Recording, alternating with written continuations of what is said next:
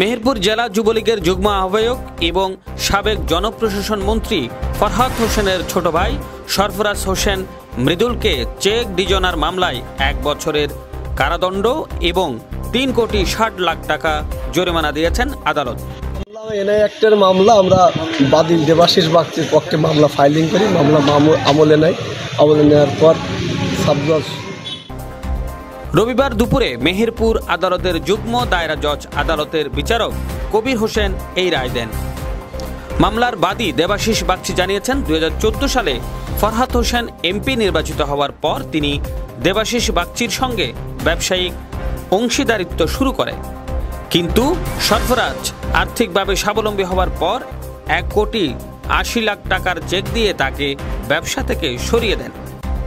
এই মামলায় আমি যে রায় পেয়েছি এতে আমি খুব খুশি। প্রথমে আমি আমার ঈশ্বরের কাছে শতকোটি প্রণাম। ওই চেক ব্যাংকে ডিজনার হলে মৃদুলের বিরুদ্ধে প্রতারণার মামলা করা হয়। পাল্টা মৃদুলও দেবাশিসের বিরুদ্ধে চেক চুরির মামলা করেন এবং পুলিশ দিয়ে হয়রানি করেন। প্রশাসনের লোকজন তার বাড়িতে পাঠিয়ে স্ত্রীকে মানসিক ও শারীরিক নির্যাতন করেন। পরে তারা আত্মগোপনে চলে যায়। আমি অ্যাডভোকেট ইমতিয়াজ হারুন জুয়েল রাষ্ট্রপক্ষের এপিপি মহোদয় সহ মামলা প্রমাণ করতে সক্ষম হয়েছে এবং এই রায়ে আমরা সন্তুষ্ট প্রকাশ করি।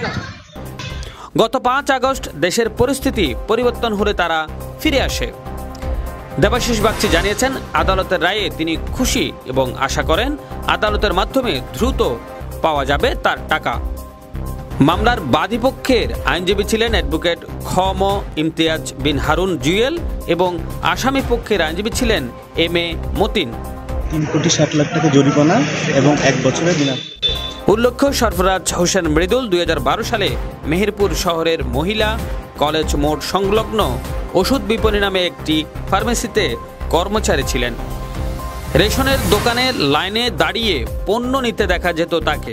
তবে 2014 সালে তার ভাই ফরহাদ হোসেন এমপি নির্বাচিত হওয়ার পর মৃদুলের ভাগ্য বদলে যায়। এখন যদি আসামি পক্ষ যদি মনে করেন এই মামলাটাতে তিনি সংযুক্ত হয়েছেন, তিনি যথাযথ রায় পাননি, তাহলে তিনি আর আপিল করার সুযোগ আছে। 2015 সালে তিনি জেলা যুবলীগের যুগ্ম আহ্বায়ক পদ পান এবং তারপর থেকে তার জীবনযাত্রা পাল্টে যায়। মেহেরপুর প্রতিনিধি হামিদুল ইসলামের রিপোর্ট।